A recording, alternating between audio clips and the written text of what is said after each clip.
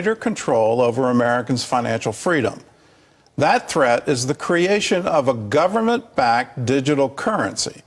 CBN's Dale Hurd explains why this move is not only bad for consumers, it's bad for governments as well. When asked whether a Federal Reserve or central bank digital currency might be on the horizon, Federal Reserve Chairman Jerome Powell said no. People don't need to worry about a central bank digital currency. Nothing like that is remotely close to happening anytime soon. While Powell admits the central bank continues to work toward this currency, he realizes the obstacles to success are insurmountable.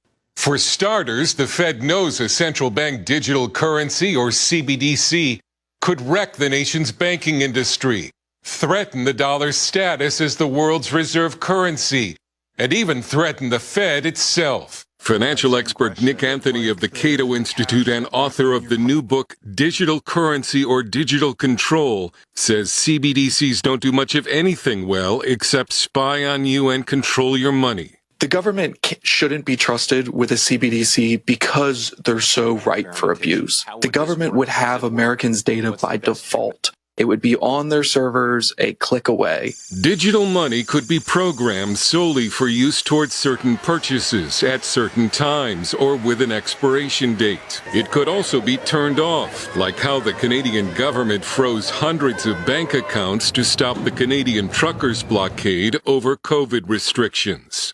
Programmability has been something that many central banks and many governments have been looking into, where payments could be programmed or the money itself could be programmed. However, Americans already have digital money, from credit and debit cards to apps like PayPal and other cryptocurrency. In addition to competing directly with those financial tools, a central bank digital currency would be able to divert funds that private banks need to survive. If we think about the current banking system, where deposits come in and then banks use those deposits to fund loans, a CBDC poses a fundamental threat to that, where every dollar that's held as a CBDC instead of in a savings account, for example, would mean that that's a dollar less that the banking system can use. A digital dollar would also be way more than the Federal Reserve, with its 20,000 employees, could handle. The Fed would have to take on the credit risks of hundreds of millions of Americans, as well as the legal responsibilities the private banking sector currently handles. And if you've ever stood in line at a DMV, you can imagine just how badly the government could mess it all up. The Eastern Caribbean Central Bank's experiment with what it called Dcash was a small disaster. A single computer glitch made the currency unusable for months. And do Americans want to entrust even more of their financial information to the government, given that the Fed has been hacked several times in the past and leaked sensitive information about financial firms just last year? While there is talk of a privacy-enhanced CBDC, Anthony points out this is the same federal government that's already looking through your bank account.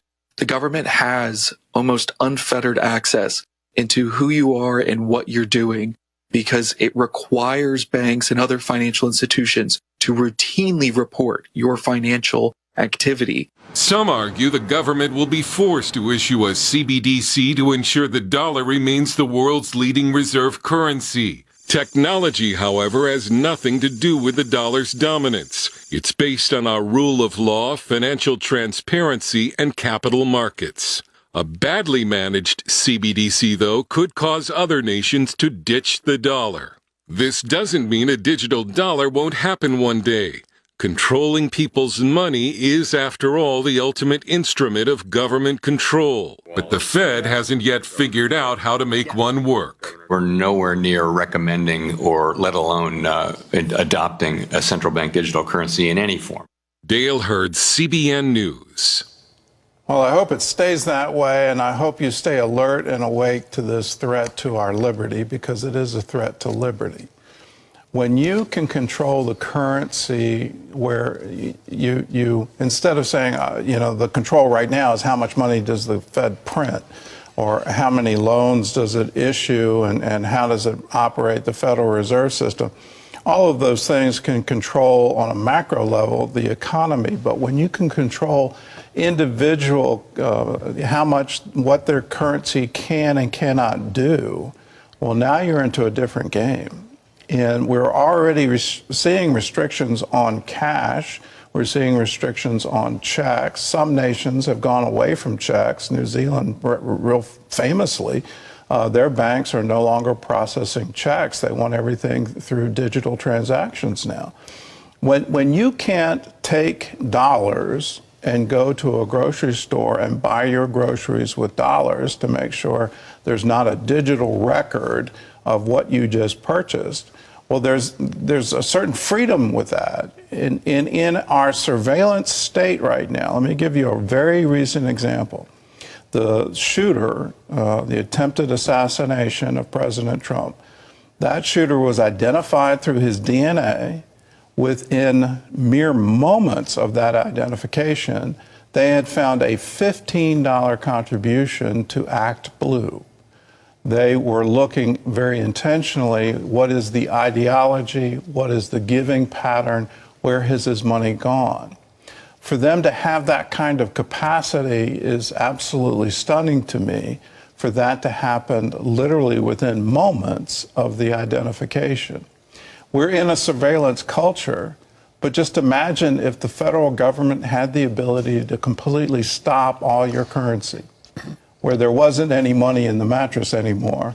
You could literally be shut down. In the book of Revelation, it talks about you can't buy or sell. Digital currency will definitely be the pathway to that.